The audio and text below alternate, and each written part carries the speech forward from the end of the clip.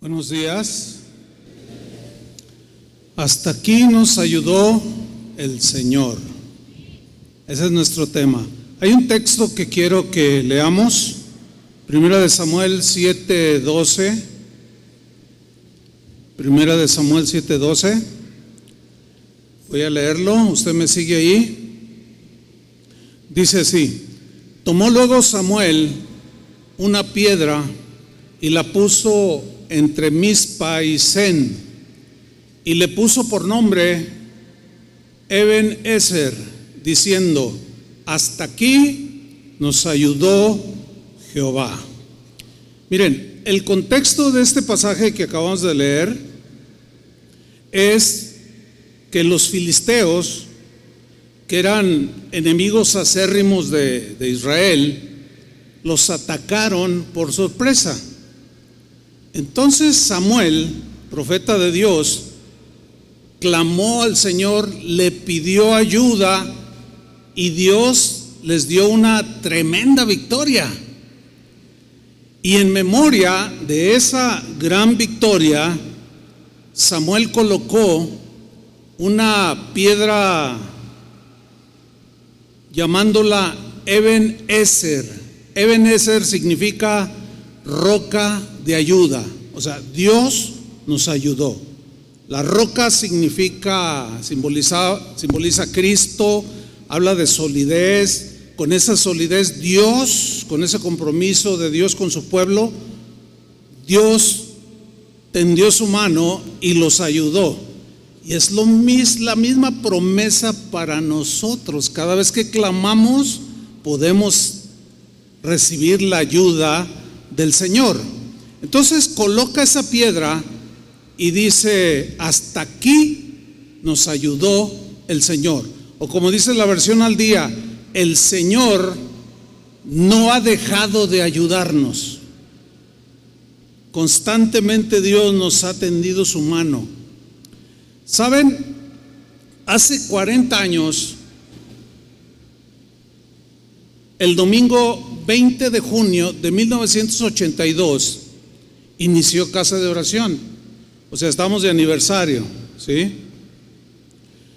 Han transcurrido 40 años y hoy, domingo 12 de junio del 2022, podemos decir como Samuel: hasta aquí nos ayudó el Señor. O como dice la versión al día: el Señor no ha dejado de ayudarnos. Dele un aplauso al Señor.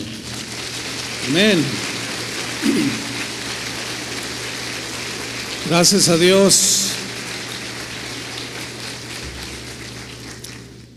Mi esposa y yo estábamos como pastores asociados en una congregación aquí en Guadalajara hace muchos años, 40 años. Ya ministrábamos allí la palabra de Dios. Y yo conocí a un puñado de jóvenes de la Renovación Carismática. Ellos habían sido expulsados de la Iglesia Católica. ¿Cuál había sido su gran pecado? Querer vivir para Cristo, querer aprender y conocer la palabra de Dios, y los expulsaron. Entre ellos, bueno, usted los conoce. Estaba Chava Pardo, Toño Ortiz, que acaba de dar los anuncios, estaba Chuy García, estaba Sergio Dueñas y otros más. Con fe en el Señor, este puñado de jóvenes oraban por un pastor. Y me comentaron que estaban orando por un pastor, pero de manera inesperada para mí y para mi esposa, el Señor nos habló que nosotros éramos los que debíamos de pastorear a estos jóvenes. En aquel entonces mi esposa y yo teníamos 26 años de edad, bien chavos, ¿verdad? 26 años teníamos. Pues ya transcurrieron 40 años, 40 largos años, y con mucha gratitud en nuestros corazones le damos gracias a Dios, nuestro Padre de nuestro Señor Jesucristo, que nos tuvo por fieles poniéndonos en el ministerio. Las gracias y la alabanza son para Él. En esos 40 años que han transcurrido, Dios ha bendecido la obra, su obra. Hoy somos una congregación de varios miles de asistentes, de miembros de la congregación, y durante 40 años hemos trabajado y servido al Señor incansablemente. Los mejores años de nuestra vida, desde la juventud hasta la fecha, los dimos para el Señor. Y Pablo decía que el trabajo en el Señor no es en vano, y yo lo creo. Hemos trabajado tratando de hacer o haciendo la obra, la encomienda de Jesús, que le dijo a sus discípulos: vayan y hagan discípulos a todas las naciones. Y hemos trabajado durante todos estos 40 años. Muchos de estos discípulos que han sido formados a través de estos 40 años, hoy son pastores de casas de oración, aquí en México, aquí en la ciudad, en todo el país, en otros países, desde Canadá hasta la Patagonia Argentina y la Patagonia chilena. Hace unos meses, en plena pandemia, abrimos Casa de Oración Londres, en Inglaterra, con la visión de Dios de extendernos en otros países europeos. Primero Dios, pronto llegaremos a 200 congregaciones de casa de oración alrededor del mundo. Esto es porque Dios así lo quiso. Es algo que Dios trazó para todos nosotros y la gloria es para Él. Así es que denle otro aplauso, porque Él merece toda la gratitud, toda la acción de gracias y la alabanza. Y hasta aquí nos ha ayudado el Señor, no ha dejado de tendernos su mano. Sin embargo, pues siendo objetivos, pues no ha sido fácil, ¿verdad? En 40 años hemos vivido de todo. Cuando digo de todo, me refiero a experiencias difíciles, pero también tiempos maravillosos, experiencias tristes, ¿sí? A través de estos 40 años, tiempos muy difíciles también, ataques, qué sé yo, difamaciones, traiciones, en fin, ataques, cosas que afligen el corazón. Sin embargo, esto, fíjese que cómo trabaja el Señor. Esto que parece ser negativo, entre comillas, es lo que nos ha enseñado a perdonar. Es lo que nos ha enseñado a ser pacientes. Es lo que nos ha enseñado a que cuando nos maldicen, bendecimos. Entonces no hemos perdido nada. Por un lado decimos, sí, hemos pasado tiempos difíciles, pero esos tiempos difíciles eran necesarios. ¿Me entiende? ¿Para qué? Para formarnos día tras día. Entonces hemos aprendido muchas cosas buenas, muy buenas, en los tiempos difíciles. Hermanos, a través de 40 años, pues se nos han adelantado, ya están con el Señor. Ahorita en este momento está una hermana que partió ayer con el Señor. 30 años de asistir a casa de oración de la familia Cadena. Y otros muchísimos hermanos ya están con el Señor, se nos adelantaron. Pues eso da tristeza, pero a la vez esa tristeza dio la oportunidad para la consolación. Pero en esos 40 años me tocó enterrar a mis padres, a los padres de mi esposa, a muchos hermanos muy queridos, ¿sí? El etcétera es muy amplio de todos estos eventos que hemos vivido, pero también hemos vivido tiempos maravillosos, ¿verdad? La vida cristiana se compone de momentos dulces y amargos que al mezclarse es como se hacía precisamente el incienso que se ofrecía a Dios. se mezclaban especies amargas y elementos dulces, y se mezclaban, y eso era lo que al quemarse producía esa sinergia de sabores y de olores, producía un incienso agradable a Dios que se quemaba en el templo en el Antiguo Testamento, pero que en el Nuevo Testamento simboliza las oraciones de los santos. Entonces, hemos orado como Samuel en los tiempos de batalla, de guerra, y Dios nos ha ayudado. Hemos orado y hemos dado gracias a Dios por todos esos tiempos maravillosos también, y ha sido una sinergia. Y bueno, ya pasaron 40 años y yo analizo mi corazón, y bueno, yo no soy una persona amargada, soy una persona, me siento libre. Dios ha sido bueno con nosotros. ¿Qué más podemos hacer más que darle gracias al Señor? ¿No es cierto? Y en esos tiempos maravillosos, pues ha habido el trabajo en la obra, ha rendido pues resultados que Dios ha bendecido.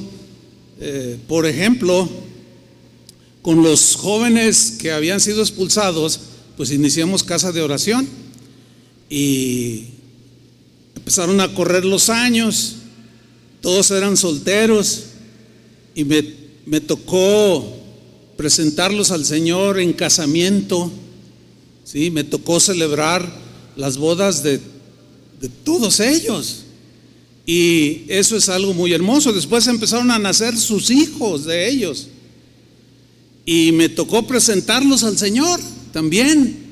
Y ahora esos hijos ya los empecé a casar, y he empezado a presentar a los hijos de sus hijos. Oiga, eso para mí es una tremenda bendición, la verdad. El ver cómo las dos generaciones que han surgido en esos 40 años, pues a mí me da mucha satisfacción. Veo jóvenes realizados, algunos son profesionistas, otros están en el ministerio.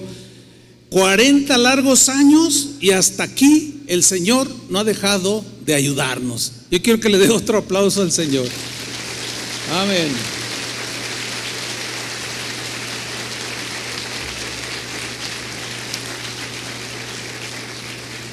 Cuando leemos las Escrituras, es continuo que leemos textos donde aparecen números, que 120,000, que 144,000, que 4, 5, 7, 6. Es decir, en la Biblia, los números en la Biblia tienen ciertos simbolismos, ciertos significados, apuntan hacia algo, todo con sentido espiritual.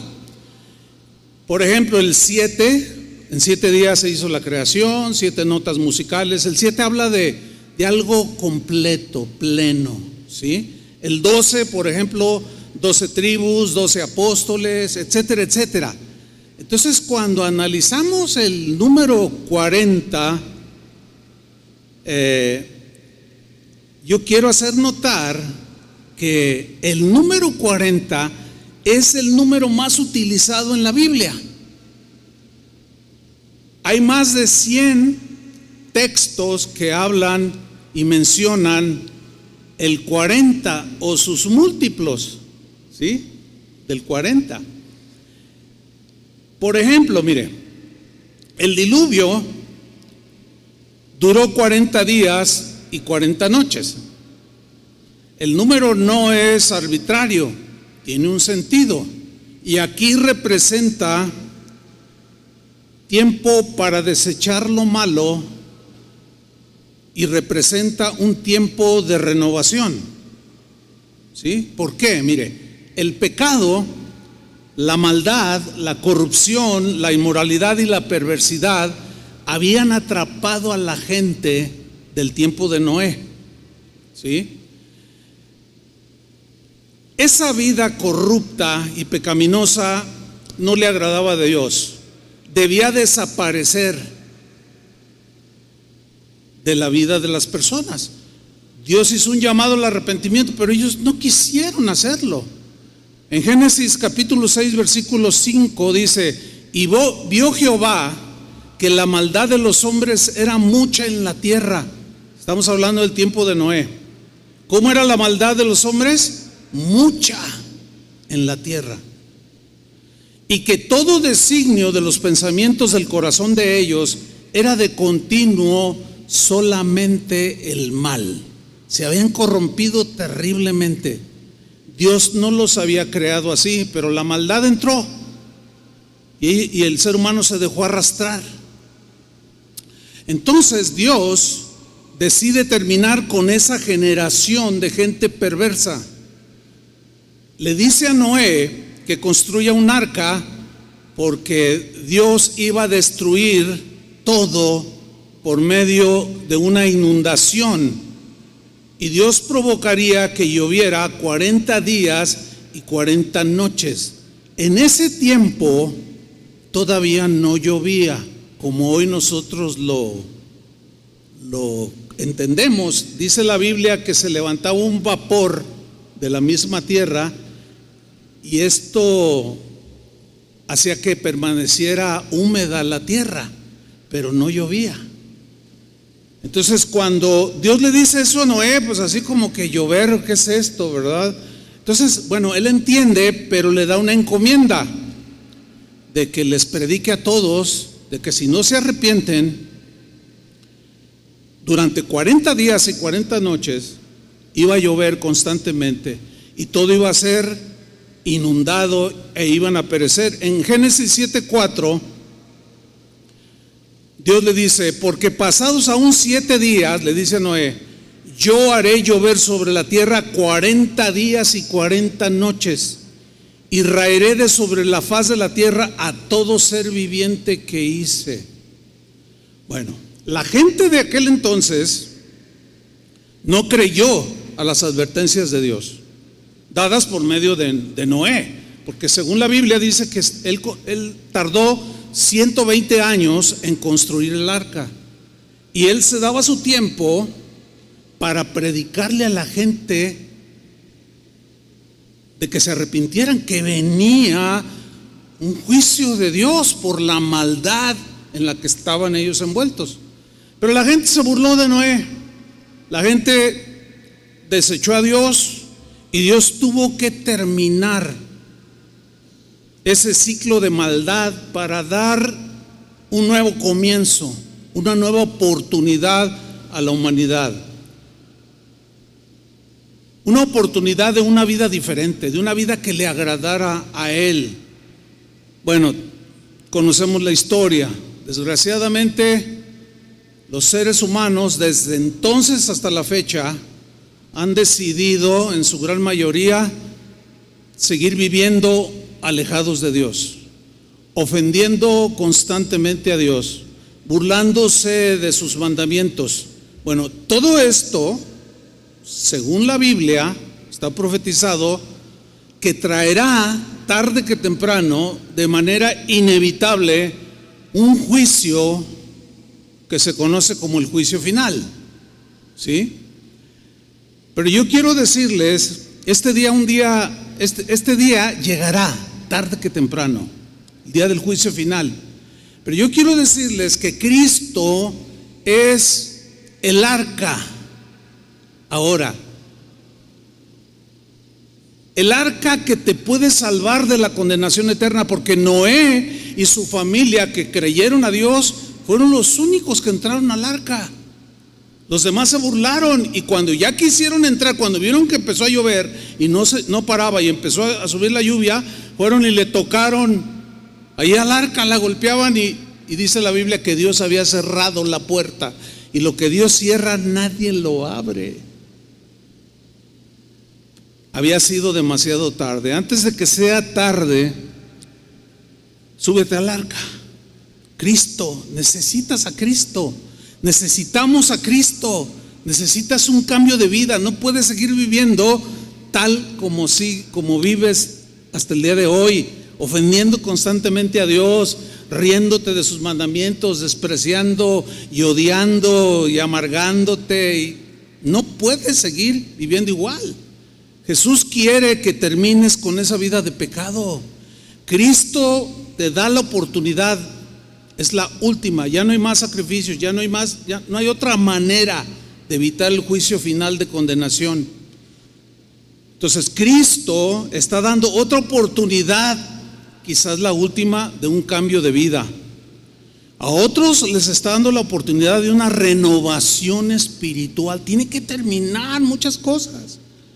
Entiendo que la mayoría de los que estamos aquí somos hijos de Dios, somos nacidos de nuevo, somos cristianos, pero no podemos seguir viviendo con las mismas actitudes de hace 20 años, ¿me entiende? O de hace 30, ¿verdad? Porque es triste decirlo, pero es muy común encontrarse cristianos amargados, con corazón duro, no perdonador, cristianos envidiosos. Todo eso tiene que ser quitado de nuestras vidas. Entonces, algunos necesitamos renovación espiritual, y el 40 aquí todo eso lo representa. Romanos 12, versículo 2, Pablo dice lo siguiente: no se conformen a este siglo o al sistema de vida de este mundo. Eso significa, sino transformaos. Aquí está, transformaos. Tienen que sufrir una transformación desde lo profundo de su ser, por medio de la renovación de vuestro entendimiento. Es decir, no puedes seguir viviendo pensando de la misma manera que pensabas hace 15 años o antes de que conocieras al Señor. No, tu mente se tiene que ir renovando. Ya no puedes pensar cosas, por ejemplo, cuando alguien te hace algo y dice, no, pero me voy a vengar. No, porque todo eso es ofensa a Dios. Transgrede sus mandamientos y viene juicio. Sin embargo, aquí el 40 representa una nueva oportunidad, porque sí terminó con todo aquello. Inició una nueva etapa para la humanidad. Pero, ¿qué sucede? Han pasado ya muchos siglos, milenios. ¿Cómo está el mundo? Cada vez está peor, ¿sí o no? Por eso dice aquí, ya no, ustedes no es posible que sigan igual. Necesitan transformarse por medio de la renovación de vuestro entendimiento, o sea, de tus pensamientos. Las acciones están gobernadas por los pensamientos. Si tú no cambias los pensamientos tuyos, terrenales, por los pensamientos de Dios y aprendes a pensar como Dios respecto de la vida futura, respecto del prójimo, todo lo que tiene que ver con la palabra de Dios, sus mandamientos, tú te vas a estancar, te vas a corromper, y puedes volver a ser arrastrado de donde Dios te sacó. Ahora, ¿cuál es el propósito de la renovación de este entendimiento? Para que comprobéis, dice, cuál sea la buena voluntad de Dios, agradable y perfecta. En Efesios 4:22, en la versión Dios habla hoy, Pablo dijo lo siguiente: por eso deben ustedes renunciar a su antigua manera de vivir. Ahí está más claro todavía. O sea, no es posible, o no es la voluntad de Dios que sigas viviendo igual, sigas pensando igual, sigas teniendo las mismas reacciones iguales o semejantes como las que tenías antes de ser cristiano. Algo tiene que pasar. Si no, cuando venga el juicio, vas a ser arrastrado. Entonces, todo eso representa el 40, eso y más que vamos a tratar de explicar. Sigo leyendo. Por eso deben ustedes renunciar a su antigua manera de vivir y despojarse de lo que antes eran. La idea es como cuando te quitas ropa sucia, ¿no? La tiras. Dice, ya que todo eso se ha corrompido, o sea, esa manera de vivir, todo eso se ha corrompido a causa de los deseos engañosos. Versículo 23, deben renovarse espiritualmente en su manera de pensar y de vivir. Es un deber, es una responsabilidad nuestra de renovarnos espiritualmente en nuestra manera de ¿qué? De pensar y de vivir.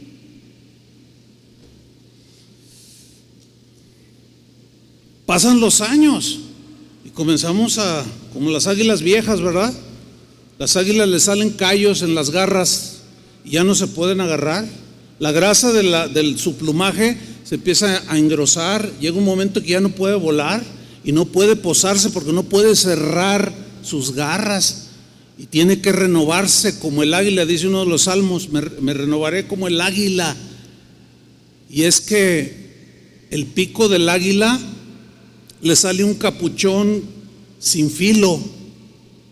Entonces, para volver a tener un pico filoso que pueda cortar a su presa y comerla, en su naturaleza Dios así hizo al águila. Ella se golpea su pico contra una roca y la golpea hasta que se cae ese capuchón. Debajo de ese capuchón hay uno nuevo, filoso. Y con ese pico filoso comienza a cortarse los callos y eso duele, se sangra y comienza a arrancarse las plumas todas gruesas que no pueden volar. Hay muchas águilas. Dios hizo al águila ¿para qué? Para andar en las alturas, ¿sí o no? Pero cuando ha envejecido y se hace así, ella en su proceso natural se rejuvenece, pero de esa manera. Y algunos tienen que darse golpes en el pico. En el pico, ¿lo entiende? Para que ya se callen de tanta tontería que decimos. Y luego quitarse las plumas viejas para volver a levantar otra vez el vuelo. Hay aguiluchos que están desde el inicio. Bueno, ya no son aguiluchos, ya son águilas. Somos águilas viejas. Y es una lucha, hermanos, es una lucha. Porque 40 años, pues no sé si son muchos o pocos, no lo sé, según la percepción de cada quien. Pero pues a mí se me fue la vida. Y en 40 años, hoy podría haber sido un viejito. De esos que siempre están quejando, de esos inaguantables, de esos que ya llévatelo, Señor. Pero el proceso de renovación ha costado, cuesta y sangra. Te quitas las plumas viejas y también sangra, pero abajo empiezan a crecer unas nuevas y de pronto el águila y otra vez se remonta a las alturas. Algunos necesitan una renovación. ¿Amén o no amén? Miren, el número 40 en la Biblia también representa el final de una etapa y el comienzo de otra. Por ejemplo, fíjense cómo Dios hizo las cosas. Un bebé en el vientre de su madre necesita estar 40 semanas, o sea, 9 meses. Tú lo sumas esos 9 meses y son 40 semanas. Bien, si el niño nace antes de esas 40 semanas, le llaman un bebé prematuro. Pre es antes y maturo es de madurez, o sea, antes nace inmaduro y tiene más problemas que niños que nacen en su momento exacto, en su tiempo exacto. Pero cuando un bebé se tarda en nacer, le llaman parto postérmino. O sea, ya llegó el tiempo en que debe de salir y no sale. Y también hay riesgo para el bebé. Ustedes entienden eso, ¿no? Pero qué interesante que tienen que ser 40 semanas, donde se formó ya dentro del vientre de su madre, y llega el momento en que el bebé está maduro en su formación y tiene que salir. Eso es algo interesante. Isaac, hijo de Abraham, lo recordarán, él se casó con una mujer llamada Rebeca. Él tenía 40 años cuando se casó. ¿Qué sucede cuando se casa Isaac con Rebeca? Terminó su etapa de soltero. Inicia una nueva etapa en su vida de casado. Estos son principios tan simples, pero tan difíciles de entender para algunos. O sea, tienen su etapa de solteros, se casan y quieren seguir viviendo como solteros. No, esa etapa ya quedó atrás. Te casas, vives con tu esposa, pero algunos quieren seguir viviendo con su mami. Todo eso perturba el desarrollo natural, porque nosotros los seres humanos crecemos por etapas. Desde el vientre, un bebé, un niño, un adolescente, un joven, un anciano. Son etapas que debemos de disfrutar. Yo disfruté muchísimo mi juventud sirviendo al Señor, y si volviera a nacer, volvería otra vez si Dios me llamara a servirlo y a dar toda mi vida para su servicio y su gloria. Jesús, nuestro Señor, Él estuvo 40 semanas en el vientre de María, de su madre. Nació puntual, así tenía que ser. A los 40 días de nacidos, según la ley, Él fue presentado en el templo. ¿Sí? O sea, ¿cómo van las etapas? ¿Sí? Él es criado por José, su padre adoptivo, su madre física de Jesús, y tiene etapas normales de niño, de adolescente. Incluso un día, a los 12 años, se perdió. ¿Se acuerdan? Que andaba ahí en el templo, y sus papás que iban en peregrinación estaban todos buscando y no lo hallaban, y lo encontraron en el templo y lo regañaron. ¿Por qué nos haces esto? Y ese adolescente Jesús les respondió: ¿qué no sabíais que en la casa de mi padre me es necesario estar? Él sabía quién era, pero a sus papás como que, pues muy humano, es humano equivocarse. Sin embargo, cuando llega él a la edad de 30 años,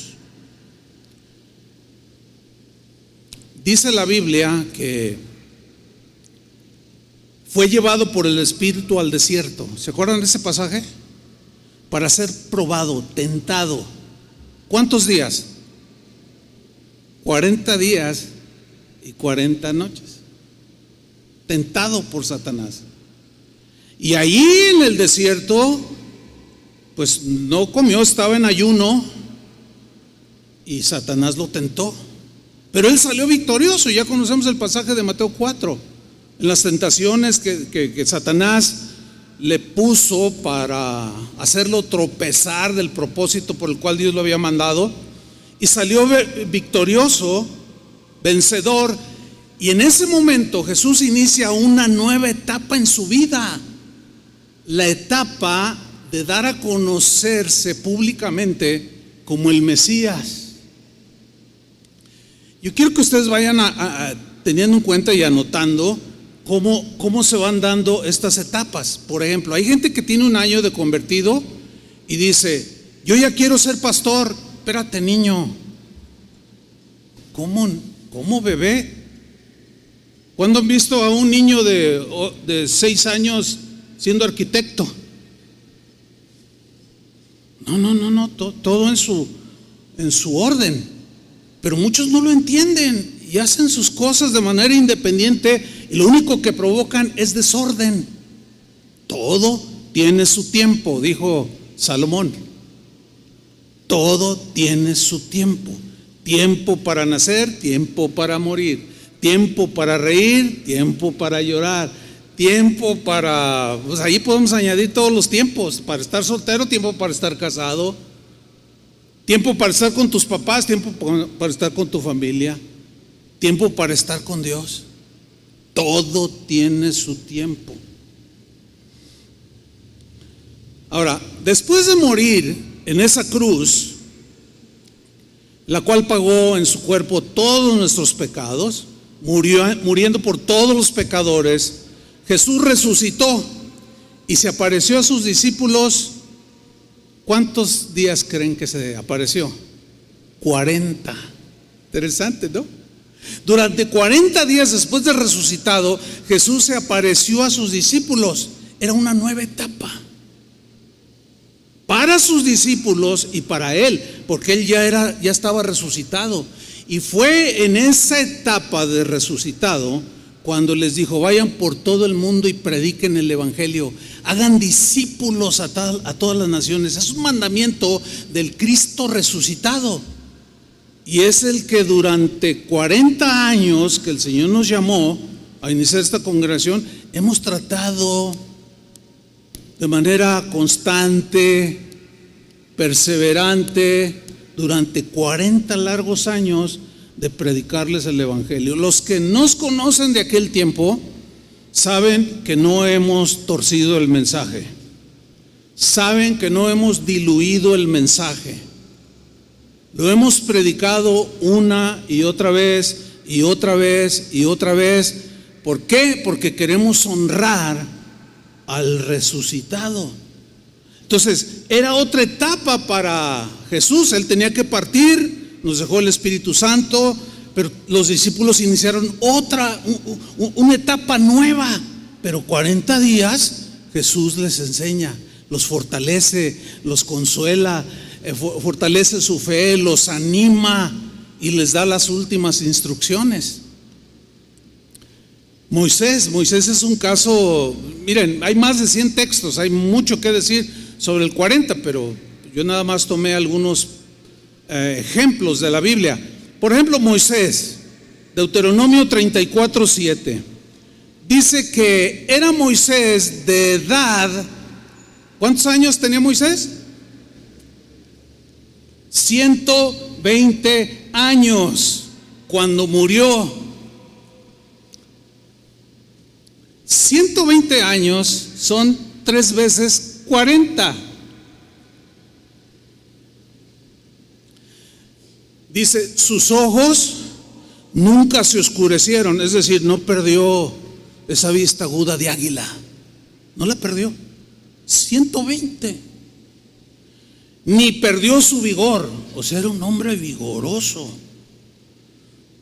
Hoy en la mañana, a las 7 de la mañana que llego, entré y estaba ya Víctor, que está allá atrás en el sonido.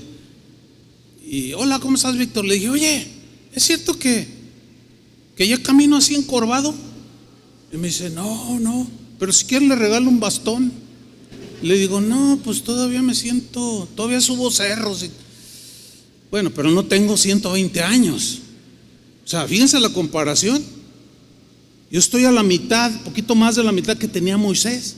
Ahora, fíjese, Moisés vivió 13 etapas en su vida, que en total suman 120 años. Pongan mucha atención. La primera etapa de 40 años, desde que lo rescató la hija del faraón de las aguas del río Nilo, a Moisés, usted conoce, ¿verdad?, la historia. Sus primeros 40 años los vivió en Egipto, donde aprendió la cultura de los egipcios, la manera de vivir de los egipcios, las costumbres de los egipcios. Vivía como un egipcio. Esto representa el tiempo que vivió en el mundo. Esa etapa donde alimentaba su carne, su pecado, el orgullo, la soberbia, eran sus distintivos, como cualquier ser humano. Esto representa la etapa en nosotros que vivimos en el mundo. ¿Cuántos años vivió usted en el mundo antes de conocer a Cristo? Yo viví 20 años. ¿Cuántos usted vivió en el mundo? Entonces, representan etapas, ¿sí? Ok. Cuando él cumple 40 años, esto lo narra el capítulo 7 de los Hechos también, no lo vamos a ver, pero dice el libro de los Hechos que de pronto cuando Moisés tenía 40 años, dice que sintió en su corazón visitar a sus, él ya sabía, en algún momento se enteró que él era hebreo y dijo, quiero ir a ver a mis hermanos, y vio que uno maltrataba al otro y lo quiso defender y lo mató. Le quitó la vida, dice, qué tremendo. Y salió huyendo al desierto donde duró ¿cuántos años? 40 años. Esa es una etapa distinta. Dejó al mundo. Él ya tenía conciencia de Dios y de quién era. Sabía que Dios de alguna manera lo estaba llamando, ya lo sentía en su corazón, pero quiso hacer las cosas a su manera y Dios lo mandó al desierto. Esta etapa de 40 años representa el tiempo de preparación. Y de ser el segundo de Faraón, con la posibilidad de que al morir él pudo haber llegado a ser faraón de Egipto, con toda su sabiduría que adquirió, los idiomas que aprendió, la cultura, las ciencias, todo lo que conoció.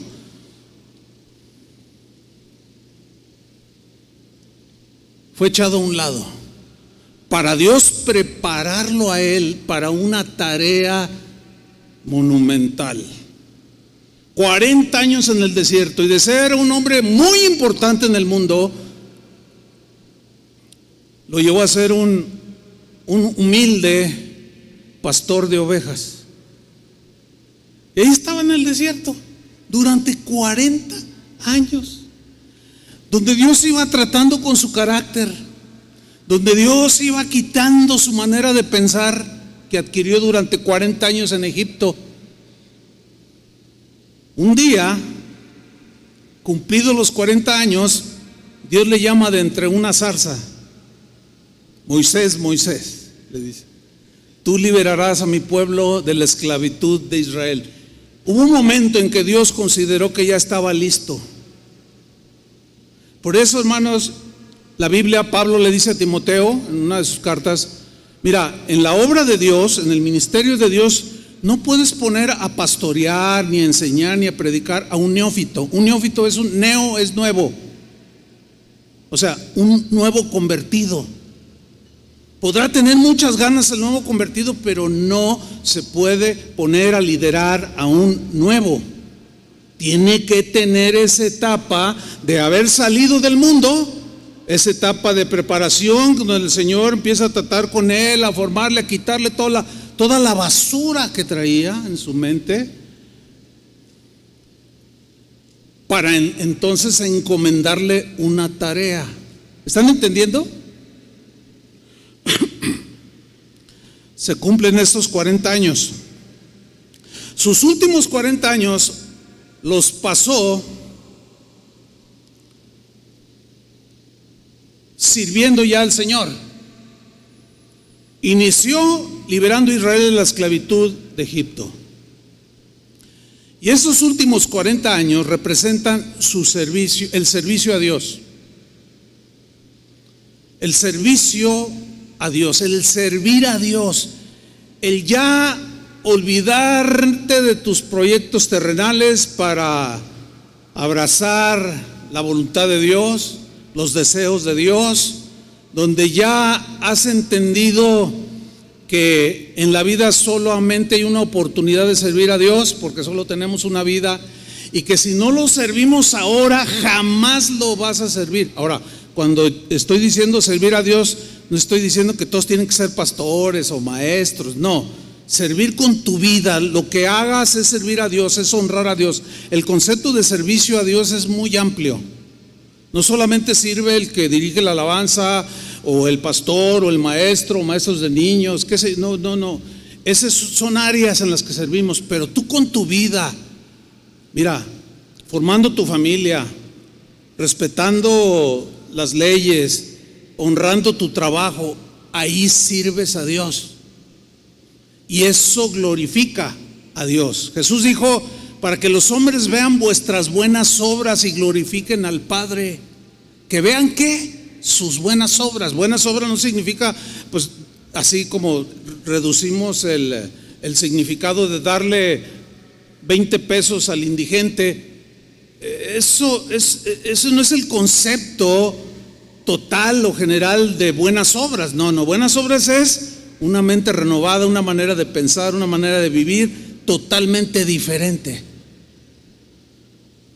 Bueno, inicia su tercera y última etapa de servicio a Dios, Moisés. Durante 40 años, Moisés guió a Israel por el desierto. Por 40 años, un hombre ya formado con carácter, 40 años soportó las murmuraciones de los israelitas. Se necesita carácter para servir en el ministerio. Por 40 años Moisés soportó la rebeldía de algunos israelitas, soportó las críticas, soportó las calumnias. Sin embargo, en sus últimos 40 años los vivió sirviendo al Señor hasta el último día de su vida, aguantando todo. El que no aguanta todo, el que quiere servir a Dios y no es capaz de aguantar todo, no sirve, no sé si está correcto, para nada en el ministerio. Porque son los que abandonan al rebaño, ¿entiende? Son los que a los 5 años, yo pensaba, ¿quién va a aguantar este montón? No, ahí nos vemos. Hay muchos que abandonan los rebaños de Dios, traicionan a Dios, cambian el mensaje. No, se necesita constancia, perseverancia, y Moisés la tuvo. Dice que era Moisés de edad de 120 años cuando murió en su plenitud, hermano.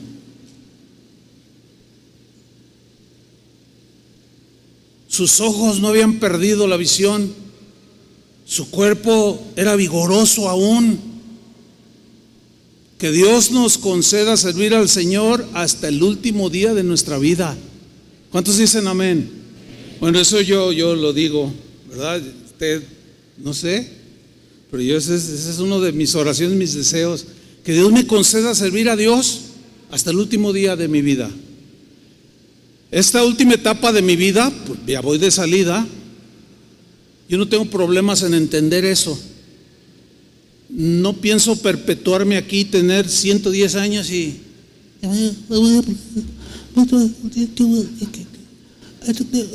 ¡no! Y luego todos los demás que vienen atrás, no, que Dios me dé la sabiduría y el momento para decir ya, tranquilo, descansa, ya no puedes ni hablar.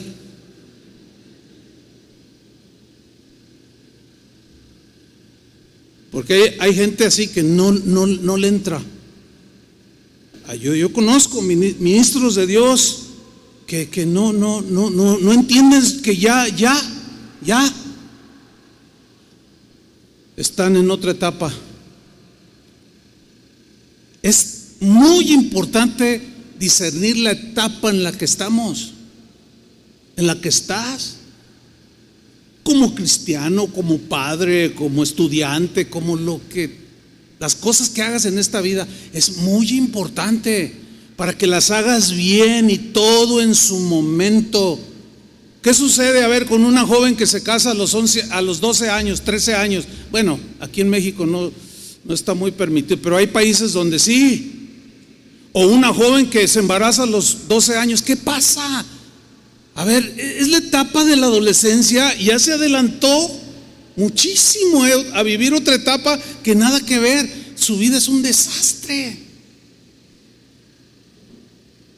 Muchas jóvenes y muchos jóvenes sí lo piensan y sí lo meditan, y en la etapa correcta y en su tiempo entran en esa etapa. Por eso son plenos al paso de los años. Por eso no los verás frustrados. Por eso verás que pasan los años y están como Moisés, con toda su visión intacta y con todo su vigor. Estoy hablando espiritualmente. El 40 también representa tiempo de prueba. El trato de Dios para formarnos el carácter de Cristo. Deuteronomio 8:1. Ustedes ya conocen todo esto. No les estoy diciendo nada que no hayan escuchado. Es como una síntesis. Estoy haciendo una recopilación, ¿sí? Deuteronomio 8:1. Ahí está en la pantalla. Mire, ustedes ya saben, Moisés en su última etapa inicia dirigiendo a Israel. El camino para llegar a la tierra prometida era, de donde salieron de Egipto a esa tierra, era de 11 días. Así dice la Biblia. O sea, ellos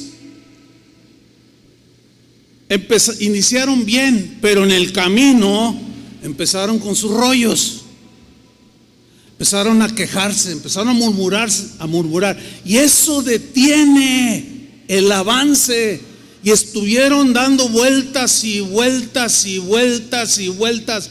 Y es bien triste decirles que en 40 años conozco gente que está vuelta y vuelta y vueltas y vueltas y vueltas, y pasan los años y están como águilas viejas y nunca entraron. Y he visto a algunos inclusive ya morirse, todos amargados, descalificados. Cristianos, aprendamos, como dijo Pablo, de las experiencias de ellos. No cometamos los mismos errores. Deuteronomio 8:1, fíjate lo que Dios le dice a Moisés que le diga al pueblo. Dice: cuidaréis de poner por obra todo mandamiento que yo os ordeno hoy. ¿Cuál es el propósito? Para que viváis. Dios quiere que vivas, pero que vivas bien, pleno, realizado en Dios. Y seáis multiplicados, o sea, veas a los hijos de tus hijos, y entréis y poseáis la tierra que Jehová prometió con juramento a vuestros padres. Eso es lo que Dios quería. Sigue diciendo el versículo 2: y te acordarás de todo el camino por donde te ha traído Jehová tu Dios estos 40 años en el desierto. Porque si duraba 11 días, tuvieron que pasar 40 años, porque no pasaban la prueba que Dios les ponía. No la pasaban, no la superaban, y se estancaban y se estancaban. Eso produjo lo que viene a continuación. Durante 40 años Dios lo permitió, dice, para afligirte, porque en la aflicción, en el dolor, el corazón se enmienda. ¿A poco no es cierto que cuando hay una prueba difícil, así como que elevamos el alma al Señor y ay, Señor, ¿y cuántos han dicho, ahora sí te sirvo, ahora sí? Pero luego ya se les arregla el asunto y vuelven otra vez a lo mismo. Y dice aquí: te acordarás por todo el camino donde te ha traído Jehová tu Dios estos 40 años en el desierto. Tiempo de prueba que no la superaste, Israel. Para afligirte, dice, para probarte, para saber lo que había en tu corazón. Ahora, no es que Dios no supiera lo que había en el corazón de ellos. En realidad, la idea aquí en esta parte del texto es para que ustedes se den cuenta lo que hay en sus corazones, porque Dios conoce todos los corazones. Entonces Él permite situaciones no para que Él se dé cuenta qué hay en tu corazón, sino para que tú te des cuenta qué hay en tu corazón y pongas remedio y te despojes de eso y avances hacia adelante. Para saber lo que ve en tu corazón, si habías de guardar o no sus mandamientos, y te afligió y te hizo tener hambre, tiempo de escasez. ¿Se acuerdan que Pablo decía: yo sé tener abundancia y sé tener escasez? O sea, no le afectaba, porque sabía que Dios permite situaciones para probar el corazón. Y una vez que lo prueba, nos damos cuenta que hay en mi corazón y pongo remedio. Señor, perdóname por esta venganza, perdóname por esta mentirota que dije. Y corrijamos nuestro corazón, y el cual no debe de corromperse, porque la acumulación del pecado, hermanos, nos aleja de Dios, nos aparta de Dios. Te afligió y te hizo tener hambre y te sustentó con maná, aquellas que parecían hojuelas, comida que no conocías tú ni tus padres la habían conocido, para hacerte saber, fíjate, para que entendieras, para que conocieras que no solo de pan vivirá el hombre. ¿Se acuerdan que esto lo citó Jesús cuando lo tentó Satanás?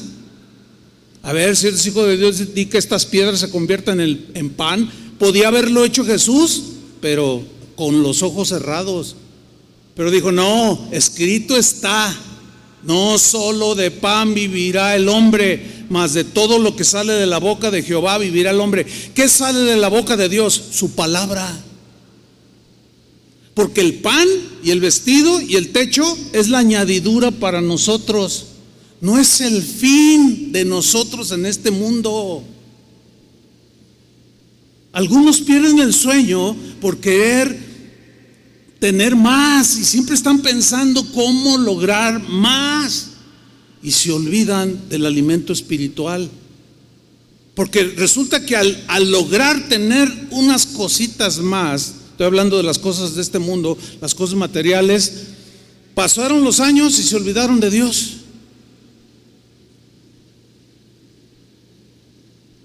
Entonces todo esto Dios lo permitió, pero estuvieron dando vueltas a ver si lograban entender. Tristemente esa generación no entendió. Mi oración es que esta generación no sea como algunos, no sean como estos, que no entienden que no solo las cosas de este mundo son las que debemos ir detrás de ellas, y Dios y su palabra, mas todo lo que sale de la boca de Dios vivirá el hombre. ¿Qué sucedió a esa generación? Pues no entendió o no quiso entender. Su corazón se endureció. Eran murmuradores, querellosos, rebeldes, amantes de las cosas del mundo. ¿Y qué sucedió? Dios se disgustó con ellos. ¿Cuánto tiempo creen? 40 años. ¿Te imaginas? Si el promedio de vida en ese tiempo, Moisés era algo extraordinario, pero ya en ese tiempo era del hombre entre 80, 85, tal vez 90.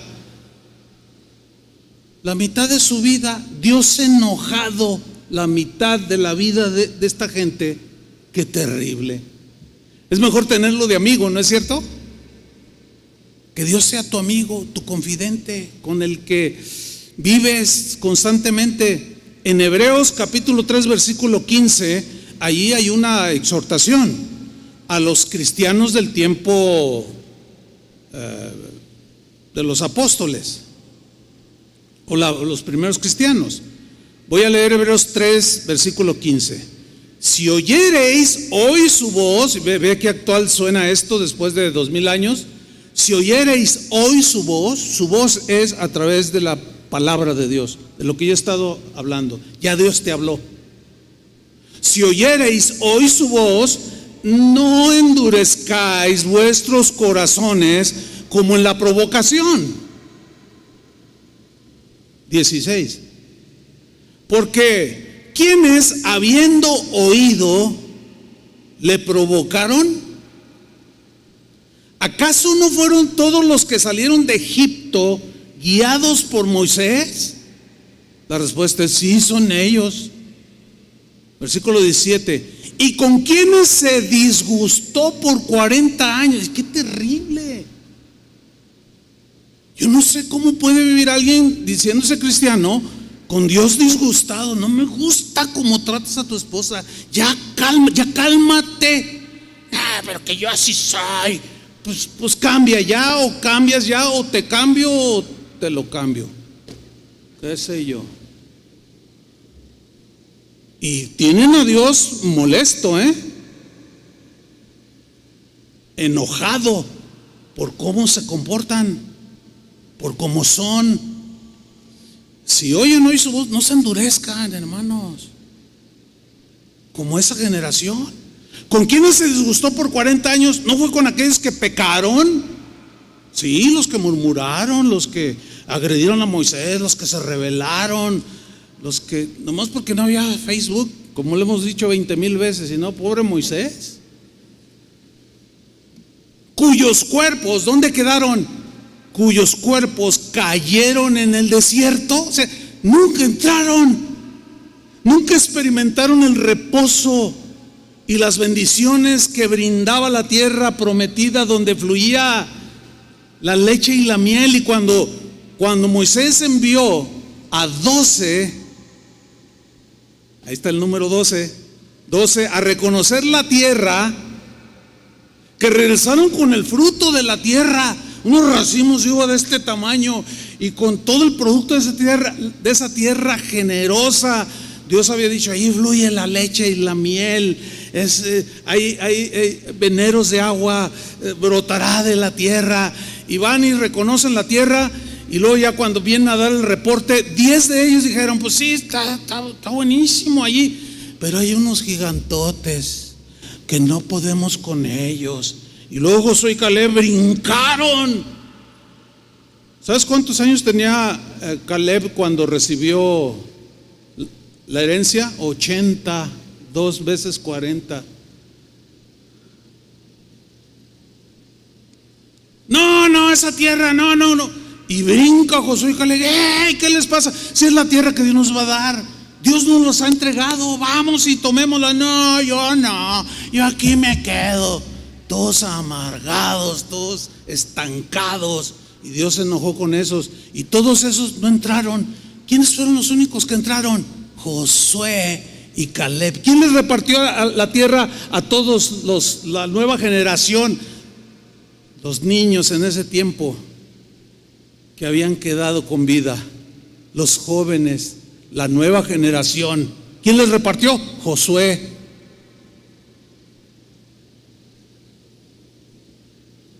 Que seas tú el que reparta, el que bendice, no el que está ahí todo. Qué horrible es eso. Lamentablemente, yo entiendo estas cosas. Solo Dios conoce sus corazones. Uno como pastor, pues el pastor trata de tener el corazón de Dios. El corazón de Dios es que nadie se pierda, sino que todos procedan al arrepentimiento, pero no todos quieren arrepentirse. Entonces, aunque yo pueda tener el corazón de Dios, yo deseo que ustedes experimenten la vida abundante que Jesús prometió dar. Yo he venido para que tengan vida y vida en abundancia, que no se refiere a las cosas materiales en sí. Esa es una añadidura. Y que sean ustedes los que reparten, porque tienen fe, porque no se quieren quedar allí, y porque hay muchos que vienen atrás de ustedes. Versículo 18: y a quienes juró que no entrarían en su reposo, sino los que fueron desobedientes. Vemos pues que no pudieron entrar a causa de su incredulidad. No quisieron, no le creyeron a Dios. Pues sí, dice la palabra allí, pero yo pienso que esto, y siempre están discutiendo, siempre están contradiciendo a Dios. No van a llegar a ningún lado quienes obran de esa manera. Van a estar dando vueltas y vueltas.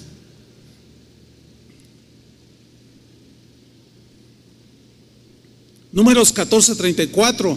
Conforme al número de los días cuando los manda a reconocer la tierra, de los 40 días en que reconocisteis la tierra, fíjate lo que dice aquí, llevaréis vuestras iniquidades 40 años.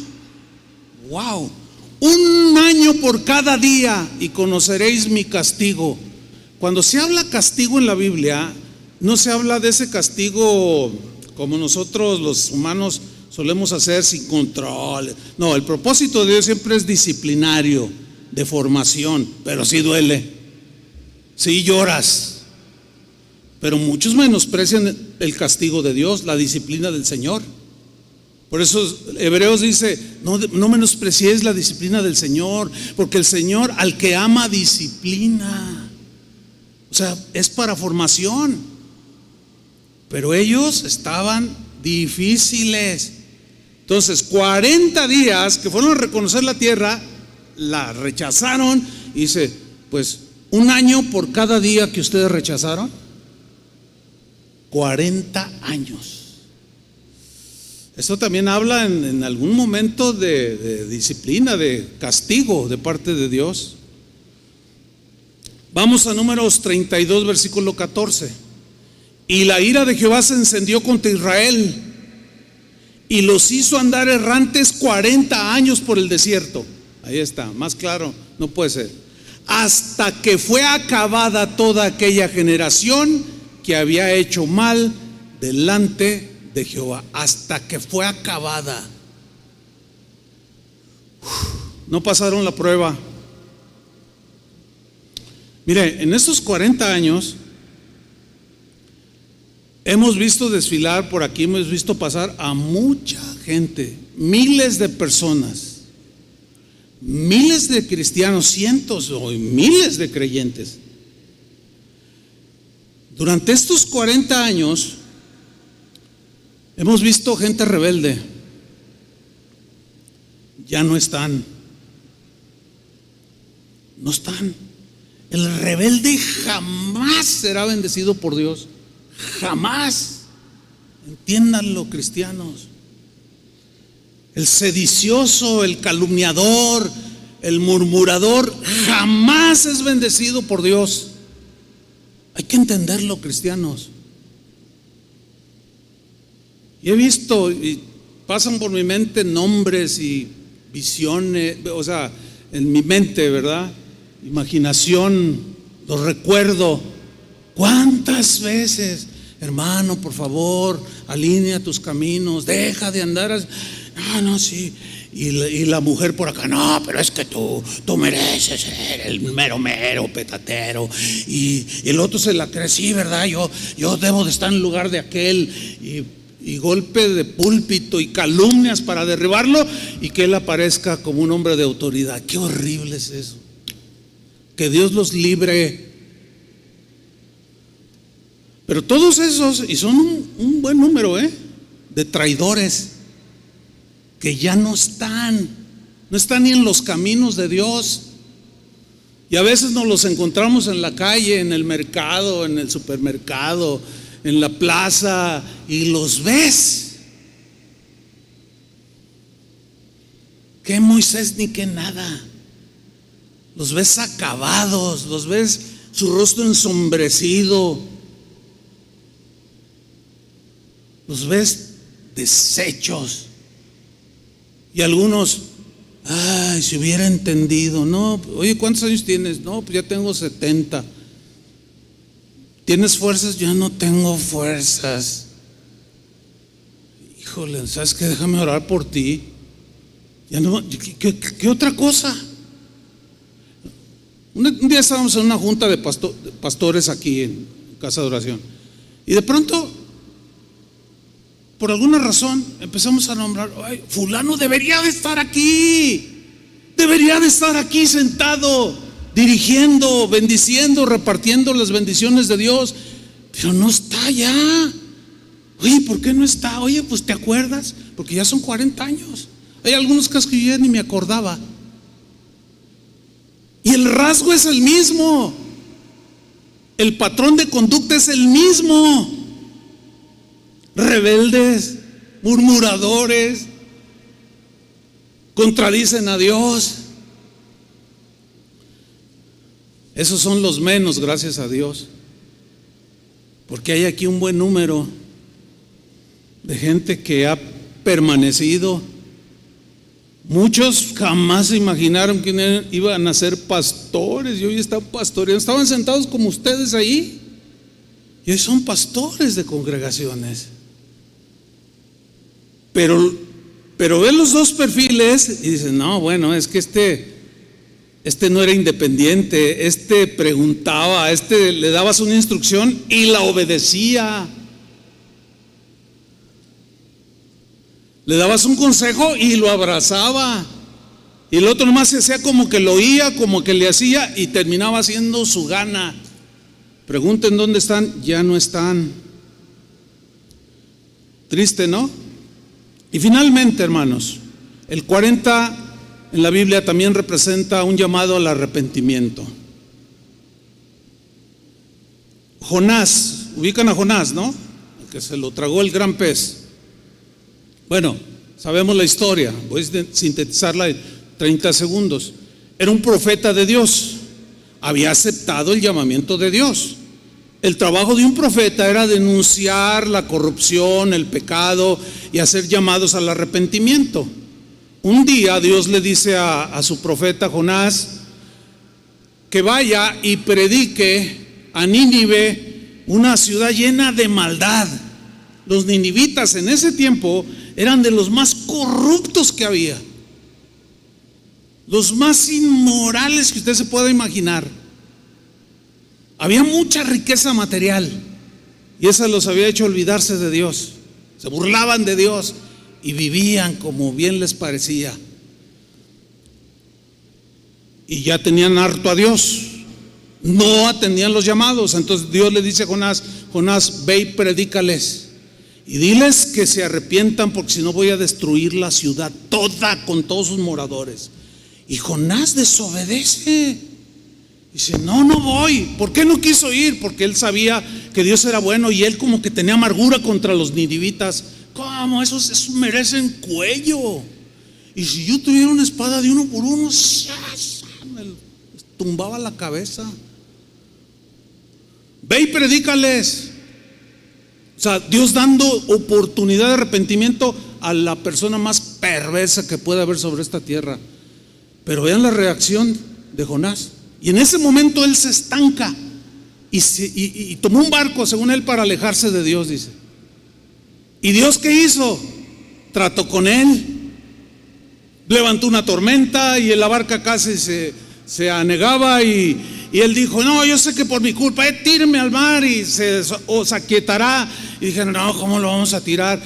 Yo soy el culpable. Y que finalmente, como ya estaban por hundirse aquel barco, lo agarraron, lo echaron al mar y se aquietó. Dijeron, ay, sí, esa era la causa. No se hace el Jonás desobediente que hace que todo se esté hundiendo alrededor, hermano. Ya ¿están entendiendo la analogía? Ya. Qué tremendo. Pero Dios tenía preparado, ¿qué tenía preparado? Un gran pez.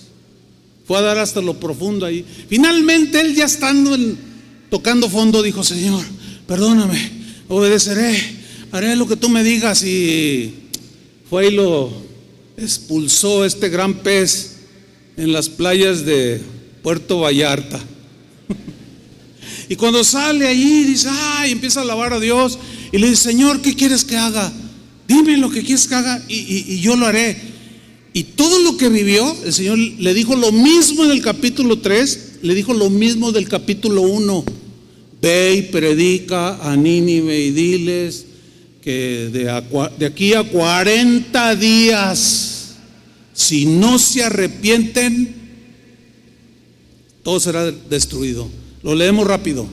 Y comenzó Jonás a entrar por la ciudad, Jonás 3:4, camino de un día, y predicaba diciendo: de aquí a ¿cuántos días? 40 días Nínive será destruida. Predicaba. Y los hombres de Nínive creyeron a Dios y proclamaron ayuno y se vistieron de cilicio desde el mayor hasta el menor de ellos. Y llegó la noticia hasta el rey de Nínive, y se levantó de su silla, se despojó de su vestido y se cubrió de cilicio y se sentó sobre ceniza, que era una costumbre de aquel tiempo de señal de arrepentimiento. E hizo proclamar y anunciar en Nínive por mandato del rey y de sus grandes, diciendo: hombres y animales, hasta las mascotas y todos, hombres y animales, bueyes y ovejas, no gusten cosa alguna. Todos los metió en ayuno. No se les dé alimento ni beban agua, sino cúbranse de cilicio, hombres y animales, y clamen a Dios fuertemente, y conviértanse cada uno de su mal camino. Claro, esto de los animales pues es metafórico, ¿no? La idea es de que a todos, sin excepción, les dio Dios la misma oportunidad, como a ustedes. A todos se les está dando el mismo llamamiento, la misma palabra, la misma oportunidad. Dice el versículo 9: ¿quién sabe si se volverá y se arrepentirá Dios y se apartará del ardor de su ira, y no pereceremos? Y vio Dios lo que hicieron, o sea que se arrepintieron al llamamiento. Vio Dios lo que hicieron, que se convirtieron de su mal camino, y se arrepintió del mal que había dicho que les haría, y no lo hizo. Aplicó su misericordia. Pero ¿saben cuál fue la reacción de Jonás? Se enojó, porque los perdonó. Increíble la historia de Jonás, pero que jamás se vuelva a repetir. Todos merecen la oportunidad de arrepentimiento. Esto y más, cuando tú leas en la Biblia y surja el número 40, vas a encontrar muchas cosas completamente aplicables a nuestra vida de hoy.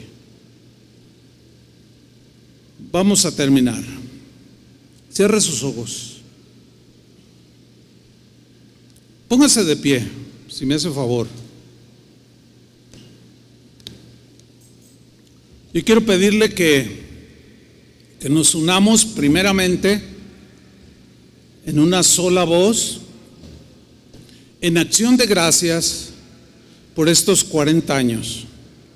Que el Señor los multiplique si no viene Él antes, por supuesto, ¿no? Y que sea un múltiplo 3 veces, 40, 80, 120, 160, y que las generaciones, los que vengan después de nosotros, nunca se corrompan, ni se desvíen, ni traicionen el mensaje, ni se vayan por las cosas de este mundo, sino que permanezcan fieles. Le damos gracias a Dios por esos 40 años que Dios ha estado con nosotros. Levante sus manos al cielo. Señor, estamos muy contentos, agradecidos, porque durante estos últimos 40 años Tú has estado, como prometiste, con nosotros. Prometiste estar en las buenas y en las malas. Prometiste estar con nosotros en los momentos tristes, y lo hemos comprobado, Señor. El consuelo llegó, ha llegado y seguirá llegando. Cuando ha habido ataques, Tú eres el que ha desenvainado la espada y no nosotros.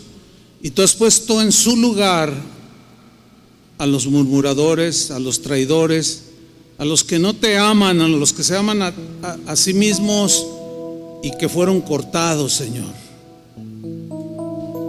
con las tijeras del podador.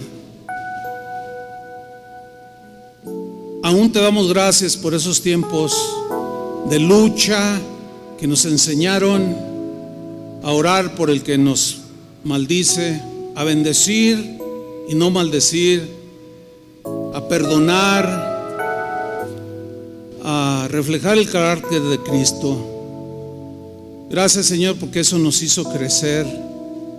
Y qué decir de los momentos dulces, pues, de los momentos hermosos, pues también gracias te damos, Señor, porque en estos 40 años hasta aquí nos has ayudado, hasta aquí no nos has dejado de ayudar, y sabemos que hasta el último día de nuestras vidas o hasta el día en que tú vengas por tu pueblo, tu mano siempre se extenderá para ayudarnos. Gracias, Señor, muchas gracias. Te lo damos en el nombre de Jesús. Pero también, Señor, queremos aprender de las lecciones de Israel, de Isaac, cómo se casó en su momento exacto, las etapas de Moisés, cómo tú trataste su vida. Todas esas lecciones, Señor, que queden guardadas en nuestro corazón. Y líbranos, Señor, líbranos de rebeldía, líbranos de murmuración, líbranos de la amargura y el resentimiento, y danos un corazón como el tuyo, Señor. Muchas gracias por estos 40 años, Señor. En el nombre de Cristo Jesús. Adoremos juntos a Dios, hermanos, así como estamos con acción de gracias. Te adoramos, Señor.